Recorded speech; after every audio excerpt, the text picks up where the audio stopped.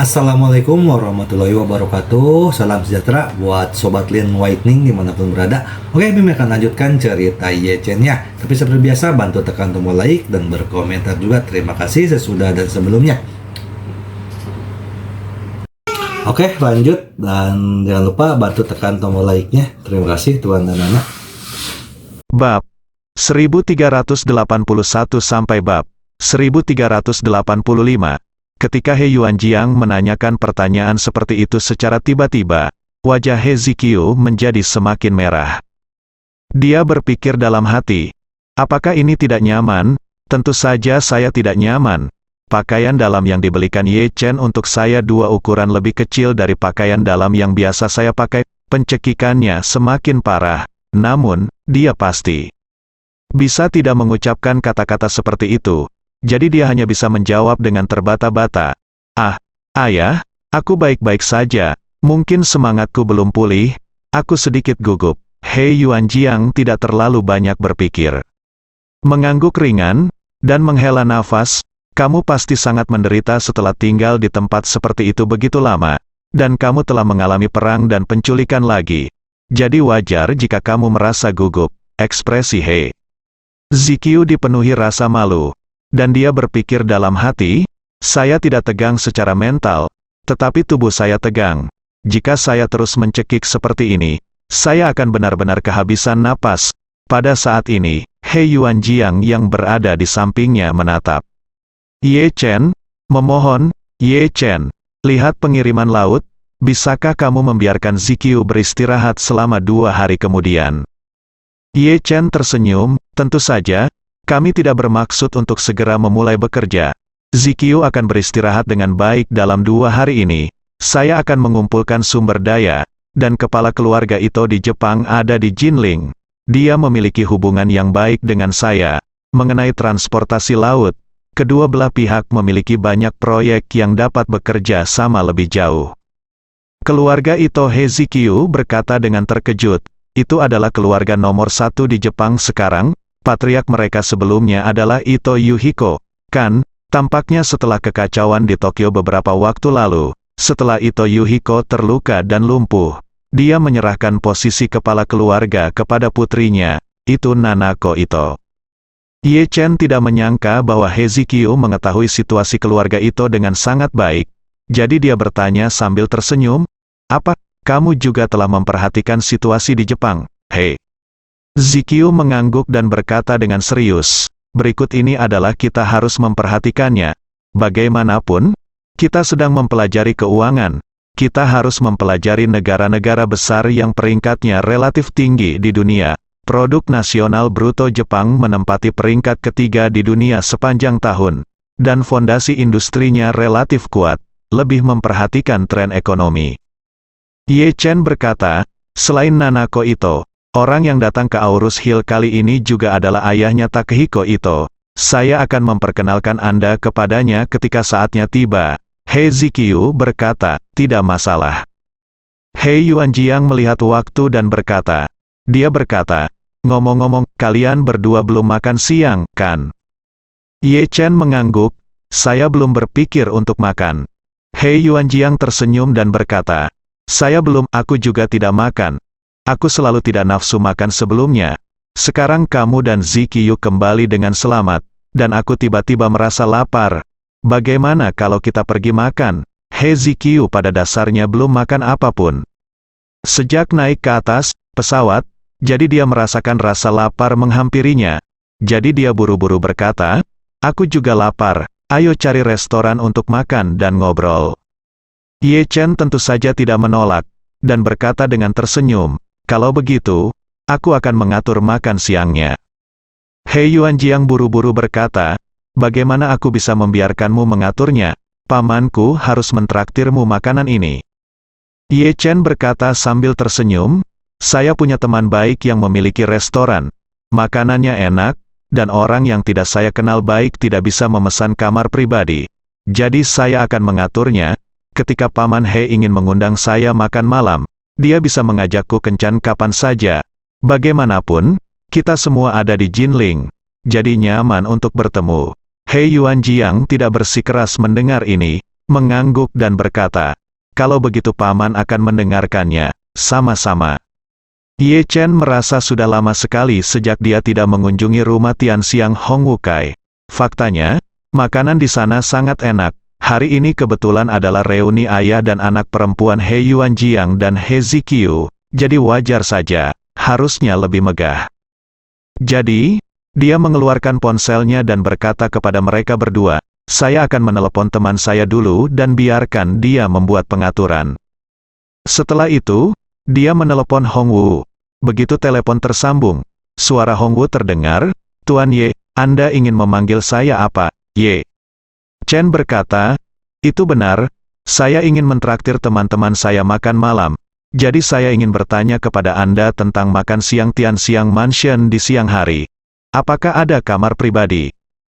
Hongwu berkata tanpa ragu-ragu, "Tuan Ye, Anda dapat pergi langsung ke rumah Tianxiang. Kotak berlian di rumah Tianxiang telah lama ditutup untuk umum. Ini telah disediakan untuk Anda. Anda dapat pergi dan duduk kapan saja, kapan saja." Ye Chen berkata dengan heran. "Tidak, Hongwu, kotak berlianmu sangat populer. Jika kamu tidak menjamu tamu, kerugiannya akan sangat besar." Hongwu tersenyum dan berkata dengan serius, "Tuan Ye, milik Hongwu hidup diberikan olehmu. Itu hanya sekedar apa arti kotak berlian, selama Anda membutuhkannya. Tidak masalah jika seluruh rumah Tianxiang tidak terbuka untuk tamu mulai sekarang." Ye Chen tahu bahwa Hongwu setia padanya dan memiliki banyak pemikiran untuk membalas kebaikannya, tetapi dia tidak menyangka lelaki tua orang ini sangat tertarik. Dia sudah lama tidak berkunjung ke Tianxiang Mansion, dan diam-diam dia menyimpan berlian itu kotak untuk dirinya sendiri. Yang lebih penting adalah sebelum ini, Hongwu tidak pernah mengatakan sepatah kata pun. Itu membuktikan bahwa dia tidak berpikir untuk menggunakan hal semacam ini untuk memenuhi kebutuhan dirinya sendiri dan mengklaim penghargaan untuk dirinya sendiri. Tetapi dia benar-benar melakukannya karena pertimbangan untuk dirinya sendiri. Memikirkan hal ini, dia tidak bisa menahan diri untuk tidak menatap Hongwu lagi. Jangan melihat kurangnya pendidikan Hongwu dan tingkat pendidikan rata-rata, tapi dia setia dan pandai menangani berbagai hal. Jadi, dia tersenyum dan berkata kepada Hongwu, "Cukup untuk menyimpan kotak berlian, Tianxiang Mansion harus memperlakukan tamu dengan normal. Jika tidak di masa depan hanya akan ada pelayan dan sepertinya sudah kehilangan popularitas," kata Hongwu buru-buru. "Baik. Tuan Ye." Hongwu tahu, Ye Chen bersenandung dan bertanya lagi, "Apa yang sedang sibuk denganmu hari ini?" Hongwu dengan hormat menjawab, "Saya sibuk dengan perluasan peternakan anjing baru-baru ini. Di permintaan Anda, kami akan memperluas di bawah tanah, sehingga akan lebih nyaman untuk pengaturan masa depan Anda." "Oke," Ye Chen berkata dengan puas, "dalam hal ini, Anda dapat pergi ke Tianxiang Mansion sekarang dan memperkenalkan kedua teman saya kepada Anda di siang hari. Mari kita saling mengenal, saya akan membutuhkan lebih banyak perhatian dari Anda di Jinling di masa depan." Hongwu berkata tanpa ragu-ragu, "Baiklah Tuan Ye, maka saya akan memanggil orang-orang di rumah Tianxiang sekarang untuk mengatur jamuan makan terlebih dahulu, lalu segera bergegas." "Oke." Setelah menutup telepon, Ye Chen berkata kepada He Yuanjiang dan He Ziqiu, "Temanku sudah membuat perjanjian, ayo pergi ke sana sekarang." Ketika He Yuanjiang mendengar Ye Chen menyebutkan kata rumah Tianxiang di telepon, dia tidak bisa, mau tidak mau berbicara ditanyakan, "Ye Chen, rumah Tianxiang ini sepertinya dibuka oleh ular lokal di Jinling. Tampaknya disebut Hongwu Ye." "Benar." Ye Chen mengangguk dan tersenyum, "Itu Hongwu. Tapi Hongwu Ye begitulah orang luar memanggilnya. Kamu dan Ziqiu tidak perlu memanggilnya seperti itu. Panggil saja dia Hongwu saat kalian bertemu." He Yuanjiang mengingatkan dengan sedikit cemas, "Ye Chen, ku dengar Hongwu adalah pemimpinnya dunia bawah tanah, kamu harus lebih berhati-hati saat bersentuhan dengannya." Ye Chen tersenyum sedikit, dan berkata dengan serius, "Paman He, Hongwu telah mengubah caranya sekarang, dan dia tidak akan melakukan hal-hal yang dulu dia lakukan untuk menindas orang lain dan mendominasi pasar.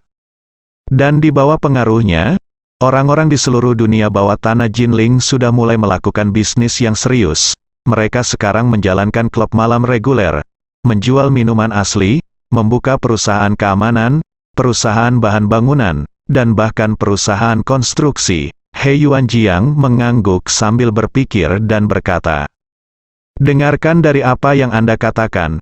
Tampaknya memang demikian. Jin Ling sangat jarang melihat perkelahian dengan kekerasan terjadi akhir-akhir ini." Ye Chen tahu bahwa He Yuanjiang adalah seorang profesor. Intelektual tingkat tinggi seperti itu seringkali memiliki harga diri yang tinggi. Jadi ketika mereka melihat orang seperti Hong Wu, mereka harus memakai kacamata berwarna tertentu. Untungnya, He Yuanjiang tidak terlalu khawatir. Setelah mendengar Ye Chen memperkenalkan situasi umum, dia melepaskan pergumulan batinnya. Ye Chen berdiri dan berkata kepada ayah dan putrinya, "Paman He, Ziqiu, ayo pergi."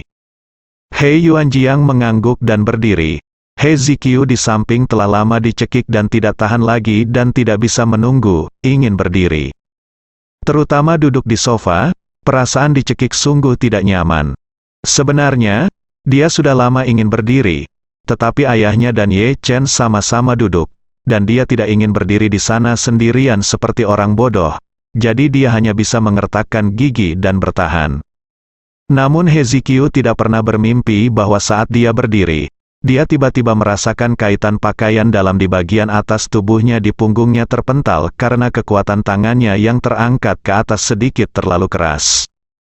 Karet gelang yang tadinya kencang tiba-tiba terbuka, menyebabkan He Ziqiu berteriak ketakutan. "Ups!" He Yuanjiang buru-buru bertanya dengan prihatin. "Ziqiu, ada apa denganmu?" He Ziqiu siap mati. Bagaimana dia bisa berani mengatakan bahwa kait di celana dalamnya sebenarnya dibuka sendiri? Kata-kata seperti ini sangat sulit untuk diucapkan. Oleh karena itu, dia hanya bisa gigit jari dan berkata, "Ayah, saya baik-baik saja, saya hanya bangun agak terlalu keras, jadi kepala saya sedikit pusing." He Yuanjiang dengan cepat mendukungnya dan bertanya dengan prihatin, "Bagaimana kabarnya?" "Itu, apakah kamu merasa baik-baik saja? Jika masalahnya lebih serius, ayah akan membawamu ke rumah sakit untuk pemeriksaan." He Ziqiu dengan cepat melambaikan tangannya dan berkata, "Tidak, tidak, tidak, sekarang lebih baik." Setelah mengatakan itu, dia segera meletakkan tangannya yang terangkat lagi. Karena pengaitnya karena keruntuhan, celana dalamnya akan sedikit tidak sejajar begitu dia mengangkat lengannya. Jika gerakannya sedikit lebih lebar, celana dalam itu akan menjadi tidak sejajar sepenuhnya dan tidak dapat dilepas. Kembalilah, itu akan sangat memalukan. He Yuanjiang menghela nafas lega, dan berkata, "Saya kira kamu masih belum mendapatkan istirahat yang baik. Istirahat yang baik 2 hari ini untuk memulihkan energimu." He Ziqiu hanya bisa mengikuti kata-katanya, mengangguk dan berkata, "Oke ayah, aku mengerti." Setelah mengatakan itu, dia segera menatap Ye Chen dan melihat bahwa tidak ada yang aneh pada Ye Chen, dan kemudian dia menghela nafas lega. Sepertinya baik ayah maupun Ye Chen tidak mengetahui kebenaran tentang rasa malu tadi. Kalau tidak, aku benar-benar ingin mati, memikirkan hal ini. Dia menatap Ye Chen dengan sedikit marah, berpikir dalam hati, apakah menurut Anda sosok Nona Ben sangat tidak terduga? Bagaimana Anda bisa membelikan saya yang terkecil? Tidak apa-apa meremehkan orang, kuncinya adalah ukurannya memiliki banyak penyimpangan, dan itu terlalu menyiksa. Meskipun Ye Chen terlihat stabil seperti anjing tua di permukaan, sebenarnya dia benar-benar kacau di dalam.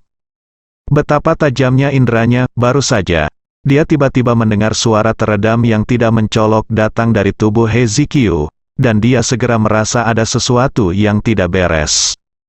Bunyinya seperti bunyi karet elastis yang kencang tiba-tiba putus. Namun, karena suara tersebut berasal dari pakaian He Ziqiu, ketika keluar, pada dasarnya tidak ada volume yang terlihat. Namun, justru karena pendengaran Ye Chen yang tajam, suaranya seperti karet gelang putus di depan matanya. Oleh karena itu, dia segera menyadari bahwa ada sesuatu yang salah dengan pakaian bagian atas He Ziqiu. Dia juga bertanya-tanya dalam hatinya, apa yang terjadi? Mungkinkah kualitas pakaian yang saya beli terlalu rendah? Ayo kita buka. Mungkinkah? suatu kemungkinan tiba-tiba muncul di pikiran Ye Chen, yang langsung mengejutkannya. Dia tanpa sadar menatap Hezekiah, dan tiba-tiba menemukan bahwa lekuk tubuh bagian atas yang dibalut gaun itu tampak sedikit membengkak dalam sekejap. Mungkinkah ukuran yang kubeli terlalu kecil? Ye Chen tiba-tiba menyadari inti masalahnya, gaun yang dibelinya adalah gaun mewah yang dibuat khusus, sehingga memperlihatkan sosoknya dengan sangat baik. Dengan kata lain, saat Anda mengenakan setelan ini, kelebihan dan kekurangan sosok Anda akan terlihat sangat jelas. Melihat cara Hezekiah mengenakan pakaian ini sebelumnya, dia dapat melihat bahwa sosoknya benar-benar tidak berharga, apalagi itu adalah bandara, dan tidak lebih baik dari bandara. Tapi kalau dilihat sekarang, itu jelas sebuah bukit. Artinya, sosok Hezekiah sebenarnya sangat mengesankan, dan hanya disembunyikan sebelumnya. Dikombinasikan dengan suara teredam tadi, Ye Chen segera ingin memahami apa yang terjadi. Saat ini, Ye Chen juga sangat malu. Saya membeli pakaian dalam dan luar untuk orang lain dengan niat baik, saya ingin membuat mereka nyaman, tapi bagaimana dengan sekarang? Tidak hanya menimbulkan banyak masalah bagi orang-orang, bahkan menimbulkan rasa malu yang sangat besar. Selanjutnya kita harus pergi ke restoran untuk makan, jadi kita tidak bisa membiarkan Hezekiah pergi begitu saja, bukan? Memikirkan hal ini, Ye Chen menghela nafas dalam hatinya, dan berpikir dalam hati, "Hei, apa yang saya lakukan salah? Saya harus menemukan cara untuk menebusnya sendiri." Jadi dia berkata dengan tenang, "Mobil saya diparkir di bawah. Ayo pergi ke restoran dulu, saya punya urusan pribadi, mungkin butuh waktu sekitar 10 menit, tolong minta Paman He dan Zikio menunggu saya di restoran." He Yuanjiang tersenyum dan berkata, "Tidak masalah. Tidak masalah. Pergilah dan sibuklah jika ada yang harus dilakukan. Kebetulan aku tidak ada kelas di sore hari. Jangan khawatir." Hezekiah di samping tidak mendengar apa yang dikatakan Ye Chen karena dia sangat malu pada saat ini, dan pikirannya penuh dengan pemikiran tentang apa yang harus dilakukan selanjutnya. Sekarang dia benar-benar ingin mencari alasan untuk mundur dulu, lalu segera membeli celana dalam yang pas untuk diganti. Tapi dia berubah pikiran, saya tidak bisa pergi sendiri sekarang, lagi pula, saya mengalami situasi yang memalukan, jika seseorang melihatnya ketika saya naik taksi atau membeli sesuatu. Bukankah itu memalukan? Hei, ayo makan bersama Ye Chen dan ayah dulu, dan langsung pulang bersama ayah setelah makan malam, dan perbaiki yang rusak dengan jarum dan benang sebelum keluar untuk membeli yang baru. Memikirkan hal ini, dia berjalan pergi dengan rasa gentar di belakang mereka berdua. Aku tidak bisa mengendalikan mataku secara bersamaan, melihat ke kiri dan ke kanan, karena takut ketahuan oleh orang lain saat ini.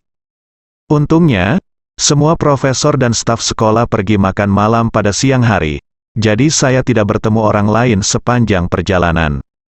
Baru setelah dia duduk di kursi belakang Rolls-Royce, Hezekiah akhirnya menghela nafas lega. Ye Chen ingin menebus kesalahannya, jadi saat mengemudi, dia mengawasi pusat perbelanjaan terdekat untuk melihat apakah ada tempat yang cocok, dan kemudian membeli satu set baru untuk Hezekiah. Ketika dia mendekati Tianxiang Mansion, dia akhirnya melihat sebuah pusat perbelanjaan yang lengkap di sebelahnya. Di beberapa papan reklame besar di pintu masuk pusat perbelanjaan, terdapat merek pakaian dalam wanita, jadi dia menghela nafas lega. Pada saat ini, Hezekiah juga melihat papan reklame tersebut, dan tidak dapat menahan tangisnya dalam hati. Hei, aku ingin menjadi seperti negara adidaya di film, tiba-tiba teleport ke toko ini, beli yang cocok satu dan pakai, lalu teleport kembali. Ketika Ye Chen memarkir mobil di gerbang rumah Tianxiang, Hong Wu sudah tiba.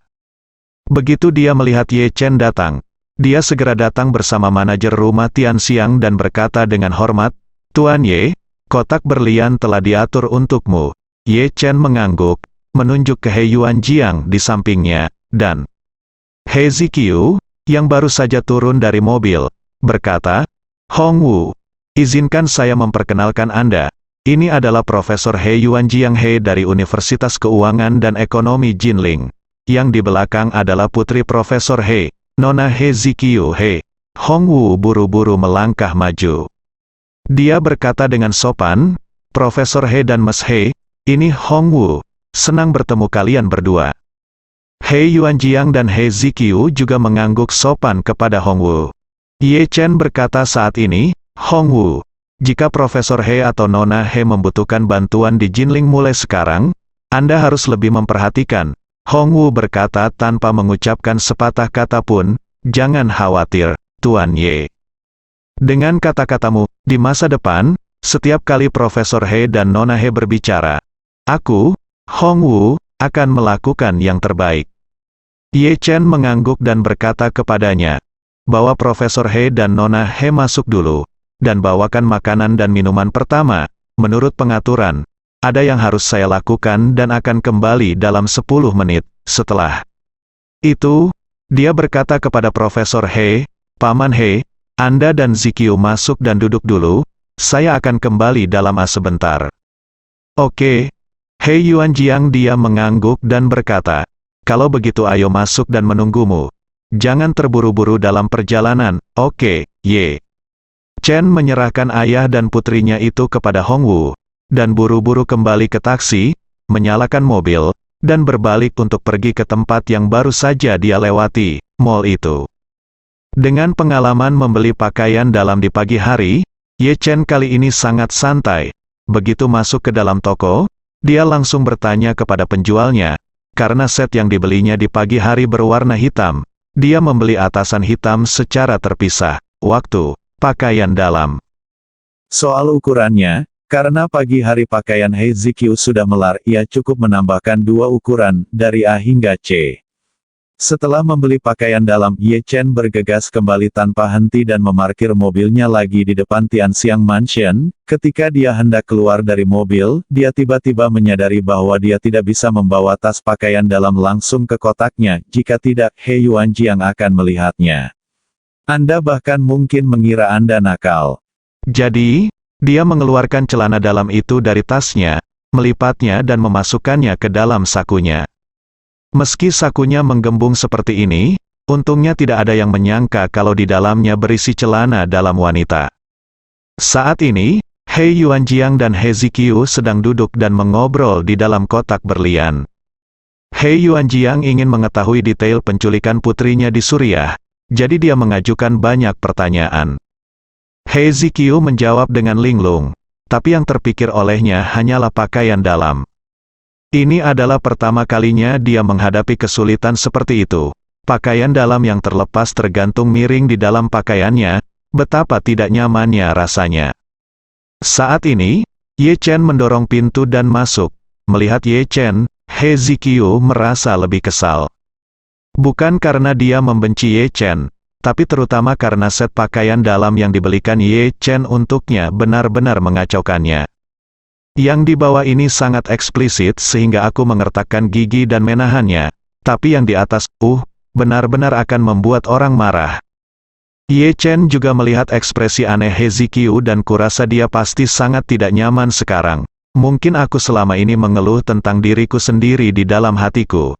Jadi aku berpikir untuk mencari kesempatan yang cocok untuk memberinya barang baru di sakuku. Namun, hal semacam ini tidak boleh dilakukan di depan He Yuanjiang. Jika tidak, profesor tua itu mungkin salah paham. Ketika He Yuanjiang melihat Ye Chen datang, dia buru-buru memanggil Ye Chen untuk duduk di sebelahnya. Kotak berlian Tianxiang Mansion adalah yang termewah di Tianxiang Mansion. Meja makan bundar yang besar dapat menampung setidaknya 20 orang yang makan pada waktu yang sama. Jadi terkesan agak sepi untuk 3 orang duduk di sana. Setelah Ye Chen duduk di sebelah He Yuanjiang melihat ke arah He Zikyu yang menghadapnya lagi, dan berkata, Zikyu, kita hanya bertiga, mengapa kamu duduk begitu jauh? Duduklah dengan cepat. He Zikyu berkata dengan canggung, aku masih duduk di sini. Canggung bagi 3 orang untuk duduk bersebelahan di meja sebesar itu. He Yuanjiang menggelengkan kepalanya tak berdaya, dan berkata, oke, terserah kamu. Lalu, dia bertanya Ye Chen, bisakah kamu minum 2 gelas? Ye Chen berkata sambil tersenyum, aku baik-baik saja. Itu tergantung apakah kamu masih ada pekerjaan di sore hari, Paman He. He Yuanjiang berkata sambil tersenyum, tidak ada kelas di sore hari. Jadi saya berencana untuk meminta cuti setengah hari ke rumah sakit. Sama seperti kakek kami.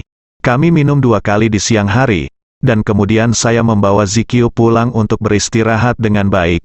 Dia akhirnya datang kembali, aku tidak bisa meninggalkannya dan pergi ke halaman. Ye Chen mengangguk dan berkata, memang, Zikyu, aku telah banyak menderita selama beberapa waktu. Dan aku benar-benar perlu istirahat yang baik selama 2 hari ini. Jadi, kalau begitu aku akan minum 2 cangkir bersamamu di siang hari. Setelah makan malam, biarkan Hongwu mengantarmu dan Zikyu pulang. He Yuanjiang tertawa berkata, oke, kalau begitu ayo buka pintu dan minum sedikit. Saat ini, Hongwu baru saja membuka pintu dan masuk, dan bertanya pada Ye Chen, Tuan Ye, hidangan dingin sudah siap, bolehkah saya menyajikannya dulu? Dia berkata, ayo, saya akan membawakan Anda 2 botol Mao Teh lagi. Saya akan minum 2 kali dengan Profesor He.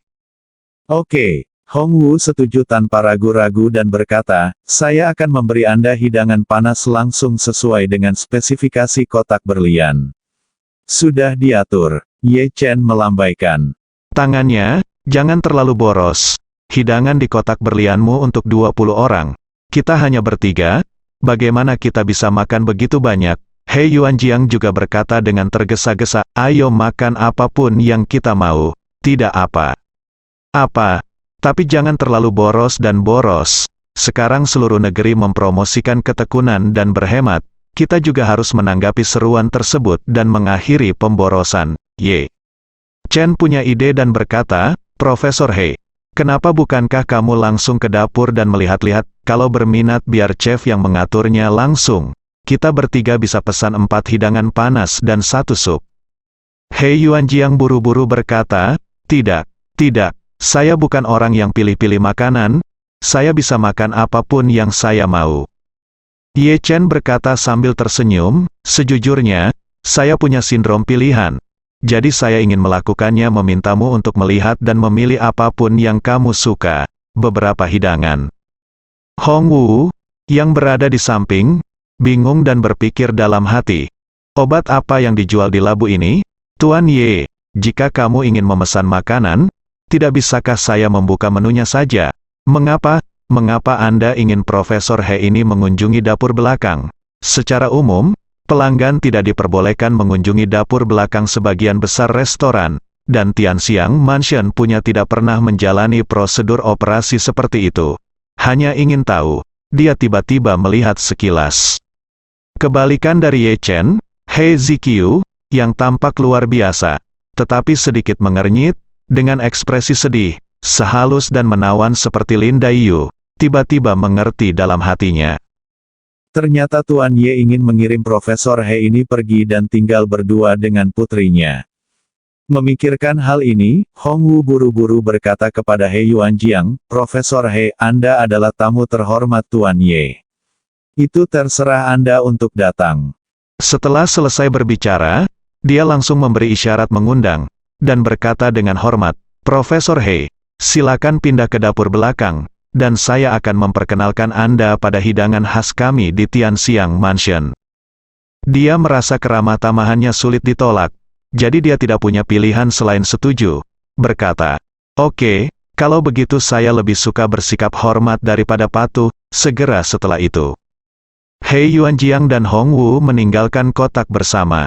Begitu keduanya pergi, Ye Chen memandang He Zikyu, dan berkata dengan sedikit malu, Yah, Zikyu, bukankah gaun ketat yang kubelikan untukmu pagi ini tidak cocok? Ketika He Zikyu mendengar ini, dia merasa malu dan marah. Yang memalukan adalah Ye Chen akan cukup malu untuk membeli pakaian dalamnya sendiri, dan sekarang dia bahkan lebih malu untuk menanyakannya secara langsung. Yang membuat marah adalah, orang ini Ye Chen. Apa yang dia beli, entah terlalu eksplisit, atau tidak bisa dipakai sama sekali. Kini strap di bagian belakang tubuh bagian atas masih tergantung di badan. Alangkah tidak nyamannya rasanya. Namun, He Zikyu juga tahu bahwa ini adalah kesalahan Ye Chen yang tidak disengaja. Bahkan jika dia marah, dia tidak marah padanya, apalagi dia menyelamatkan nyawanya dan penyelamatnya. Jadi, dia hanya bisa menahan diri dan berkata itu tidak apa-apa. Ye Chen tanpa sadar bertanya, apakah kamu yakin kamu baik-baik saja? Bukankah semuanya rusak? He Ziqiu sangat malu. Pada saat yang sama, dia tidak bisa menahan diri untuk tidak bertanya dengan heran, bagaimana kamu tahu?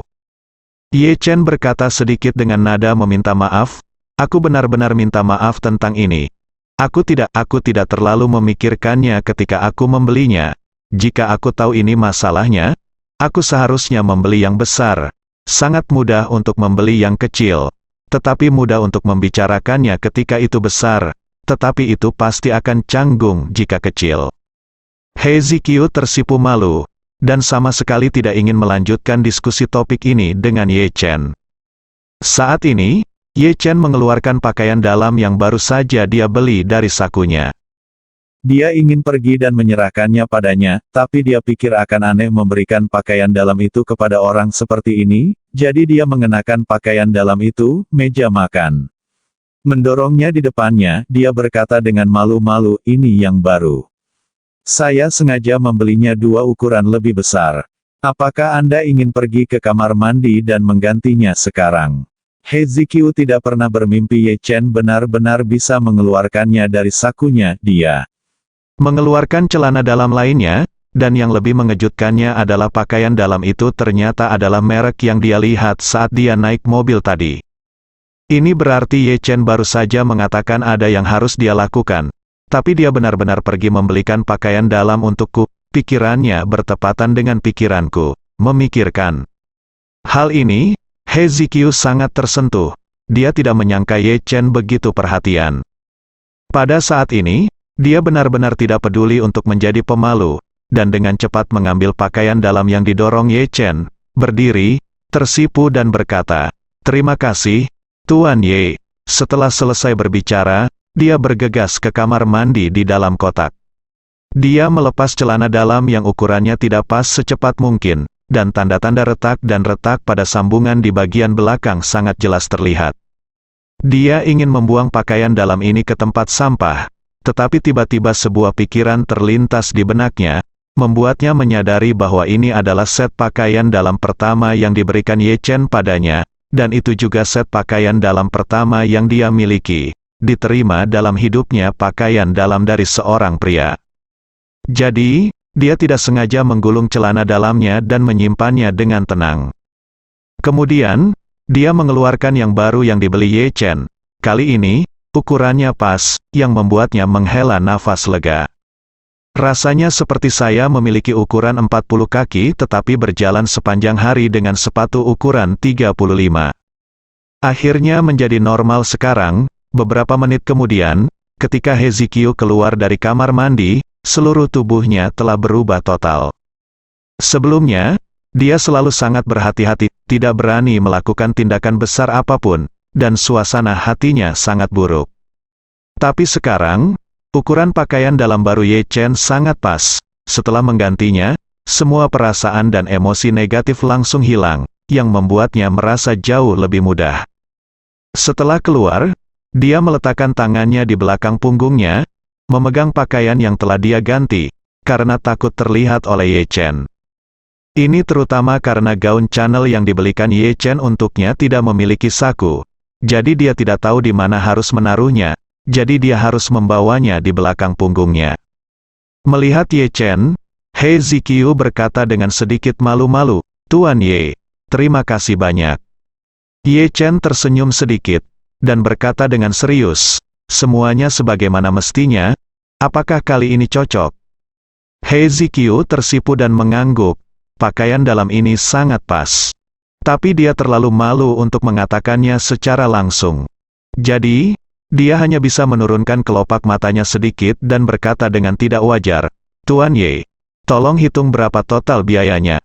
Saya akan membayarnya kembali kepada Anda nanti. Ye Chen melambaikan tangannya, antara Anda dan saya. Ada tidak perlu terlalu sopan. Lagi pula, aku juga calon bosmu. Jadi perlakukan saja itu sebagai hadiah masuk untukmu. Hei. Ziqiu bahkan lebih malu lagi, berpikir dalam hati, tidak apa-apa memberikan pakaian sebagai tiket masuk hadiah, tapi stocking dan pakaian dalam, benda macam apa ini? Tapi kemudian aku memikirkannya, jika aku berhenti mengkhawatirkannya, masalah ini akan selesai sekarang. Tetapi jika aku harus mengembalikan uang itu kepada Ye Chen, maka masalah ini belum selesai. Untuk hal yang memalukan, dia hanya ingin membalik bab ini sesegera mungkin, dan dia tidak ingin ada sekuelnya. Jadi dia segera berkata dengan penuh rasa terima kasih, karena Tuan Ye berkata demikian, maka saya tidak akan sopan kepada Anda. Setelah mengatakan itu, dia dengan cepat berbalik, dan pada saat yang sama menyembunyikan pakaiannya di depan. Dia menundukkan kepalanya, dia kembali ke tempat duduknya. Pada saat ini, He Yuanjiang membuka pintu dan berkata sambil tersenyum, "Saya melihat sekeliling dan saya benar-benar tidak tahu harus memilih apa. Tuan Hong merekomendasikan beberapa hidangan spesial, tetapi saya tidak yakin apakah itu cocok untuk Anda." Rasa, Ye Chen He tersenyum dan berkata, "Makanan mereka rasanya enak. Jika kamu merasa itu benar-benar tidak sesuai dengan seleramu, coba saja yang lain." Saat dia berbicara, Hong Wu secara pribadi masuk dengan 4 botol koleksi minuman keras Mao Tai berusia 30 tahun dan berkata dengan hormat dia berkata, "Tuan Ye, Profesor He, kalian berdua minum 4 botol anggur ini dulu. Jika tidak cukup, saya akan mengambilnya." He Yuanjiang berkata dengan tergesa-gesa. "Oh Pak Hong, saya tidak punya kapasitas minum yang besar. Ketika saya masih muda, saya masih bisa setelah minum sekitar 1 kilogram, 6 atau 7 tael anggur sudah cukup sekarang. Terlebih lagi, kandungan alkohol di Mao Tai ini tinggi. Saya perkirakan saya hanya bisa minum paling banyak setengah kilogram." Hong Wu tersenyum dan berkata, "Profesor He, meskipun kandungan alkohol dalam anggur ini tinggi, tetap saja diminum. Tidak cukup, Anda bisa buka dan minum beberapa minuman lagi." He Yuanjiang sedang dalam suasana hati yang sangat baik dan berkata berulang kali, "Oke, kalau begitu minumlah beberapa minuman lagi." Setelah mendengar ini, Ye Chen berinisiatif menuangkan segelas anggur putih untuk He Yuanjiang dan dirinya sendiri, dan memerintahkan Hong Wu Dao, "Hong Wu, siapkan minuman untuk Nona He." Hong Wu hendak mengambilnya, ketika He Yuanjiang berkata, "Ziqiu, Ye Chen adalah penyelamatmu, kamu juga harus minum sedikit." Tepat pada waktunya untuk bersulang untuknya beberapa gelas, He Ziqiu ragu-ragu sejenak, lalu mengangguk dan berkata, "Baiklah ayah." Ye Chen berkata dengan tergesa-gesa, "Ziqiu belum beristirahat dengan baik. Menurutku anggur putih baik-baik saja." Hong Wu akan mengambil sebotol anggur merah. Hong Wu berkata dengan tergesa-gesa, "Baiklah. Tuan Ye, saya akan segera pergi." He Ziqiu memandang Ye Chen dengan penuh rasa terima kasih dan berkata, "Tuan Ye, saya akan bersulang untuk Anda dengan anggur merah." Nanti, Ye Chen tersenyum dan berkata, "Kita setara. Jangan terlalu sopan di antara kita di masa depan, langsung saja panggil saja aku dengan namaku." He Ziqiu mengangguk ringan dan berkata, "Mulai sekarang, aku akan memanggilmu Tuan Ye di tempat kerja, dan aku akan memanggilmu dengan namamu secara pribadi, Ye." Chen tersenyum tipis dan tidak berkata apa-apa lagi. Setelah Hong Wu membawakan anggur merah, He Yuanjiang mengambil gelas anggur dan berkata kepada Ye Chen, "Ye Chen, gadis ini adalah satu-satunya garis keturunanku. Izinkan aku bersulang untukmu dengan Ziqiu dan terima kasih telah menyelamatkan hidupku, Ye Chen." Berdiri segera bangun, mengambil gelas anggur dan berkata, "Paman, dia mengatakan sesuatu yang serius. Berhentilah mengucapkan terima kasih, semuanya ada di dalam anggur." He Yuanjiang segera berkata, "Itu benar, semuanya ada di dalam anggur. Ayolah, aku akan melakukannya dulu karena rasa hormat." He Yuanjiang sangat senang hari ini. Putri satu-satunya tidak hanya terbebas dari bahaya, tetapi juga kembali dengan selamat. Yang lebih penting adalah setelah ini, dia pasti akan memahami bahaya dunia dengan lebih baik dan tidak lagi mengejar cita-cita yang tidak realistis seperti sebelumnya. Dan putrinya telah berjanji pada Ye Chen bahwa dia akan tinggal dan membantunya. yang berarti dia dapat tinggal bersama putrinya di Jinling, kota yang aman dan nyaman, untuk waktu yang lama. Suasana hati saya sedang gembira, jadi tentu saja saya minum beberapa minuman lagi. Setelah 3 putaran minum, He Yuanjiang menjadi sedikit mabuk. Dia berterima kasih kepada Ye Chen 3 kali berturut-turut dan akhirnya memfokuskan topik pada putrinya. Dia memandang putri satu-satunya dengan mata mabuk 3 poin dan mata penuh kasih sayang 7 poin. Dan menghela nafas. Ziqiu, kamu dan Ye Chen hampir seumuran. Tapi Ye Chen telah menikah selama 4 tahun. Sudah waktunya bagimu untuk membayar lebih memperhatikan masalah pribadimu, kan? He Ziqiu meminum setengah botol anggur merah. Meski tidak mabuk, wajah cantiknya sudah sedikit memerah. Mendengar bahwa ayahnya tiba-tiba mulai memedulikan kejadian seumur hidupnya lagi, dia berkata dengan sedikit malu, "Ayah, tidak perlu terlalu cemas tentang hal semacam ini. Ada begitu banyak teman di sekitarku yang peduli masih bersekolah di usiaku. Tidak masalah meskipun kamu menikah di usia 30-an. Saat dia mengatakan itu, dia tiba-tiba teringat kebohongan yang dia katakan kepada ayahnya, dan dengan cepat berkata, "Selain itu, ayo bicara tentang situasiku. Aku belum menceritakan semuanya padamu." He Yuanjiang menatapnya dan berhenti selama lebih dari 10 detik sebelum akhirnya menghela nafas dan mendesah dengan emosi. "Bahkan jika kamu menyukai perempuan, kamu harus mencari pacar pada usia ini, kan?" Aku, He Ziqiu tidak menyangka ayahnya akan mengucapkan kata-kata ini di depan Ye Chen, dan dia tiba-tiba merasa sangat malu, dan dia tidak melakukannya. Tahu bagaimana menjawabnya. Ye Chen tiba-tiba teringat apa yang He Yuanjiang katakan padanya sebelumnya. He Ziqiu tampaknya adalah gadis yang sangat pemberontak, dan orientasi seksualnya sedikit berbeda dari gadis biasa. Memikirkan hal ini, hal pertama yang terlintas di benak Ye Chen adalah 2 sandera wanita lainnya yang dia lihat di Hamid di Suriah. Jadi dia berseru dan bertanya, "Ziqiu, 2 teman wanitamu di Suriah, apakah mereka pasanganmu?" He Ziqiu tercengang ketika mendengar ini, dan butuh beberapa detik baginya untuk menjawab. Dia sadar dan berkata dengan malu, "Tuan Ye, apa yang kamu bicarakan? Itu adalah teman sekelasku. Bagaimana mereka bisa mendapatkan separuh diriku yang lain?" Dia tidak menyangka bahwa Ye Chen menjadi santai ketika mendengar ini. Dia menghela nafas dengan emosi, "Oh, akan lebih baik jika saya tidak memilikinya. Akan lebih baik jika saya tidak memilikinya." He Yuanjiang meminum segelas anggur sendirian saat ini, lalu mengangkat tangannya dan menyimpannya membuat isyarat ke udara dan berkata, "Sebenarnya ayah juga sudah memalingkan muka sekarang. Dalam masyarakat saat ini, situasi ini sangat umum. Banyak negara telah melegalkan pernikahan, termasuk Amerika Serikat. Jika kamu menemukan pasangan favoritmu, kamu bisa mendapatkan akta nikahmu di Amerika Serikat." He Ziqiu sangat malu. Buru-buru berkata, "Oh, menurutku kamu pasti minum terlalu banyak. Bagaimana kalau kamu minum lebih sedikit?" "Aku tidak minum terlalu banyak," He Yuanjiang berkata dengan serius. "Sebenarnya, aku sudah lama menyimpan kata-kata ini di hatiku. Aku selalu ingin memberitahumu, tapi aku tidak bisa menemukan kesempatan. Kebetulan kamu kembali dengan selamat hari ini. Jadi aku harus mengambil kesempatan ini untuk berbicara denganmu tentang apa yang ada di hatiku." Saat dia mengatakan itu, dia melanjutkan tanpa menunggu jawaban He Ziqiu. Dia berkata, "Apa yang sebenarnya ayah harapkan adalah kamu bisa bahagia dan sehat. Bukan berarti kamu harus hidup sesuai keinginanku.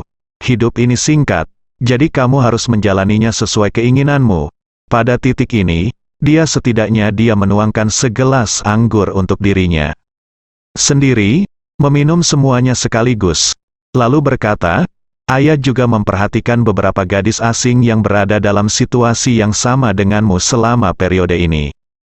Saya menemukan bahwa hidup mereka juga sangat bahagia, dan mereka juga mendapatkan dengan pengertian dan dukungan dari teman-teman dan keluarga di sekitarnya. Bahkan ada yang sudah menikah secara sah dan hidup bersama secara terbuka. Bahkan banyak pasangan dalam situasi ini yang memilih menggunakan tabung reaksi untuk memperbanyak keturunan. Saya rasa ini juga merupakan solusi yang sangat baik, Rencana ini tidak hanya memenuhi kebutuhan Anda akan pemilihan pasangan, tetapi juga memungkinkan Anda melanjutkan garis keturunan Anda, membunuh 2 burung dengan 1 batu. Bagaimana menurut Anda? Ekspresi Hezekiah sudah tercengang. Ia benar-benar tidak menyangka kalau ayahnya justru selalu menganggap orientasi seksualnya adalah perempuan. Padahal, itu hanyalah alasan yang digunakan untuk menghadapi dan membohongi ayah saya di masa pemberontakan. Saat itu, ayah saya selalu ingin saya jatuh cinta dan menikah secepatnya, sehingga dia sering membantunya mencarikan beberapa siswa berprestasi yang sebaya di sekolah tempat dia bekerja, dan beberapa di antaranya bahkan menjadi murid kebanggaannya. Namun saat itu, Hezekiah sama sekali tidak ada niat untuk jatuh cinta. Separuh pikirannya tertuju pada belajar, dan separuhnya lagi terbiasa memikirkan dunia. Ia sering mengikuti berbagai kegiatan perlindungan lingkungan dan propaganda anti-perang, dan bahkan bertemu langsung dengan beberapa teman. Kami pergi ke Suriah untuk syuting film anti-perang bersama. Saat itu, puncaknya dia tertipu oleh nilai-nilai universal Barat yang munafik. Ia mengenyam pendidikan tinggi di Barat, sehingga ia merasa bahwa nilai-nilai universal Barat adalah kunci untuk menyelamatkan seluruh dunia, bahkan menyelamatkan seluruh umat manusia. Orang-orang Barat menuntut perlindungan lingkungan dan konservasi energi setiap hari. Namun konsumsi listrik per kapita di Amerika Serikat 3 kali lipat dibandingkan Tiongkok. Dengan 5% populasi dunia, Amerika Serikat mengonsumsi 25% minyak dunia dan menciptakan 25% dari gas rumah kaca dunia. Kaum muda Amerika setiap hari mempromosikan anti-perang dan perdamaian di seluruh dunia. Namun mereka tidak tahu bahwa negara mereka sendiri adalah mesin perang global yang sebenarnya. Namun setelah mengalami musibah di Suriah, Hezekiah akhirnya terbangun. Dia akhirnya mengerti bahwa prasyarat untuk merangkul dunia adalah memahami terlebih dahulu seperti apa dunia nyata itu. Saat ini, masyarakat Tiongkok rendah hati, hidup dan bekerja dengan damai dan puas, serta berupaya semaksimal mungkin untuk membuat hidup mereka lebih baik. Pada saat yang sama, mereka tidak pernah berinisiatif mengirimkan pasukan untuk menyerang atau memprovokasi negara lain. Perselisihan ini adalah nilai universal yang sebenarnya. Melihat hal ini dengan jelas juga membuatnya sedikit mengerti tentang perkataan tulus ayahnya sebelumnya. Saat ini, He Yuanjiang memandang Ye Chen dan bertanya, "Ye Chen, paman saya tidak memiliki banyak kenalan di Jinling. Anda sudah lama berada di sini. Apakah Anda memiliki gadis yang cocok di sekitar Anda yang dapat Anda perkenalkan?" Hezekiah. Ye Chen mengangguk. Tidak tahu mengapa sebuah wajah muncul di benaknya, jadi dia berkata dengan serius, "Paman He, aku kenal seorang gadis baik yang memiliki kepribadian mirip dengan Hezekiah, dan namanya juga sangat mirip. Yang satu bernama Hezekiah, yang satu adalah disebut Ziyu, Hezekiah dan Ziyu. Nama-nama itu cukup cocok." "Bagus sekali," He Yuanjiang, yang sudah mabuk, bertanya dengan tergesa-gesa, "Kalau begitu, apakah dia juga menyukai perempuan? Jika demikian, kamu bisa perkenalkan Hezekiah." Kamu Chen berkata dengan canggung, "Ya, sejujurnya, saya benar-benar tidak tahu. Bagaimana kalau saya bertanya padanya apakah saya punya kesempatan?" "Oke," He Yuanjiang mengangguk berulang kali. "Kalau begitu, Anda harus menganggapnya serius. Paman, terima kasih sebelumnya." Hezekiah tidak menyangka bahwa ayahnya akan benar-benar meminta Ye Chen untuk memperkenalkan pacarnya. Dia sangat malu dan mengumpulkan keberanian untuk berkata kepada He Yuanjiang, "Ayah, sebenarnya ada sesuatu. Saya tidak pernah menjelaskannya kepada Anda." He Yuanjiang tertegun dan bertanya dengan cepat, "Ada apa?" Setelah mengatakan itu, dia bertanya dengan gugup, "Apakah ada hal yang lebih eksplosif yang ingin Anda sampaikan kepada saya, Hezekiah? Meskipun ayah saya belum terlalu tua, hatinya tidak tahan dengan siksaan yang terlalu berat. Bisakah kamu memberitahuku dulu benda apa itu?" Hezekiah menundukkan kepalanya, tidak berani menatap He Yuanjiang, dan berkata dengan malu, "Dijelaskan, sebenarnya, aku tidak terlalu suka perempuan." Bersambung.